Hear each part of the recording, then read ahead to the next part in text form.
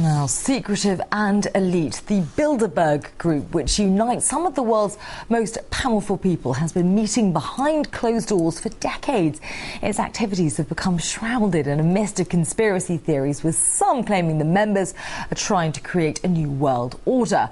Well, one investigative journalist has just revealed to the European Parliament all he claims to have discovered about the Bilderbergers. And Daniel Estulin joins me now live from Brussels. Many thanks for joining us this evening, Mr. Estulin. So tell us more about what you found out about the group and what you believe it does.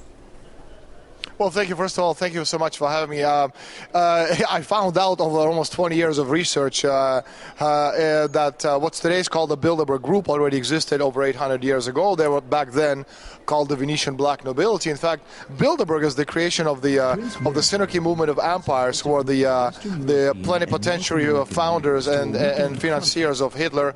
And Synarchy International, they in turn were founded by the Martinist Freemason Esoteric Secret Society back in the 1770s as a kind of counterattack on the principles upon which the United States of America was built. So again, it's a lot of people speak of Bilderberg as a domain of conspiracy theories. Of course, it's not. It's a historical fact. And again, what's today called Bilderberg 800 years ago existed. It was called back then the Venetian Black Nobility.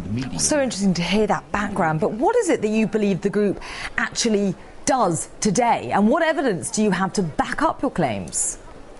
Well, the interesting thing is that a lot of people believe that Bilderberg is about one world government or creating the new world order, especially people point out to speech made by George W. Bush back in the 1990s about the creation of one world government. It's not about that at all. It's a meeting of people who represent a particular ideology. That ideology is of money.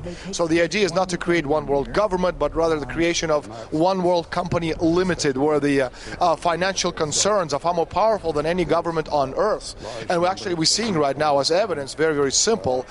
We had to see in Europe, we had nation states. We had countries with our own constitutions, our own flags, our own currencies, our own monetary policies, and now we don't have any of that. The entire Europe is being led and directed through Brussels. In that sense, Spain, where I live, it has a currency. We lost it. We had a constitution. That's now subordinate to the European constitution. Spanish flag is no longer ours. It's the European flag with little stars. And of course, the monetary policy is decided somewhere else. And we can see what they're doing, and Greece is a very good example of that destruction, we're witnessing, and Spain, of course, is going to be the next country to go.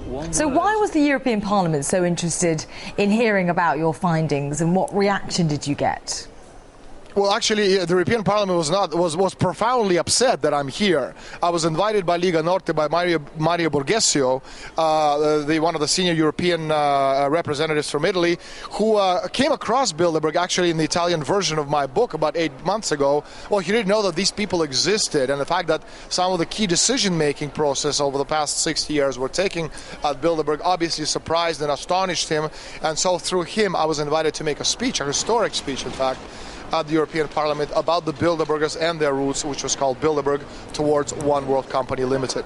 So can you give us some names, some examples? Who is actually a part of this so-called Bilderberg group?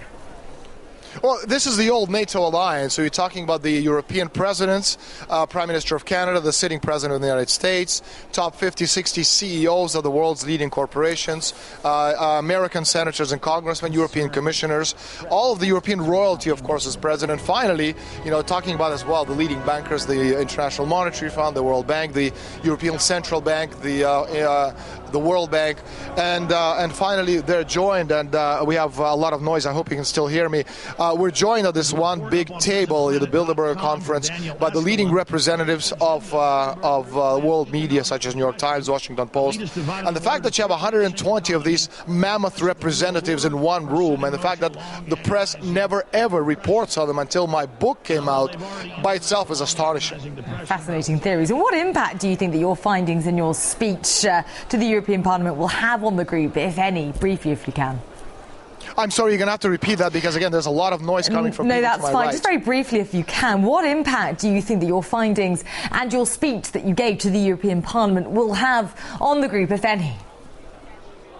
Well, I'm hoping it's going to be, an effect of an atomic bomb going off right in the middle of the parliament. A lot, obviously not literally, but figurative. The point is that Borghesio, that's Lega Norte group, is getting hundreds of calls from curious Italian media representatives who actually have never heard of Bilderbergers themselves, and so they want to know exactly how the decisions made at this very private organization fit into the world scheme. And Russia, in this particular sense, is very much a part of it, or victim of it. As I reported back in 2005, by the summer 2008, Bilderbergers at their meeting talked about pushing the oil price to about $150 a barrel, and then they decided to push the oil price down, orchestrating it fall to about $30 a barrel, and it directly affects Russia because, again, China and Russia are the two main enemies of the people who are trying to create this one world government, and Russia having a lot of oil, if you can actually destroy the oil price and push it down, you're destroying Russia's economy. And China, on the other hand, which has no oil to speak of, anything you make requires a lot of oil, so by pushing the oil price, by orchestrating the price at $147.50 a barrel, you're destroying the Chinese economy. So yes, Russia, is, needless to say, has been on the receiving end of the Bilderberger planning and scheming. Okay, fascinating theories and a frightening thought, a figurative atomic bomb taking off in the European Parliament today. Okay, for now, many thanks. That was investigative journalist Daniel Estienne talking to us from Brussels.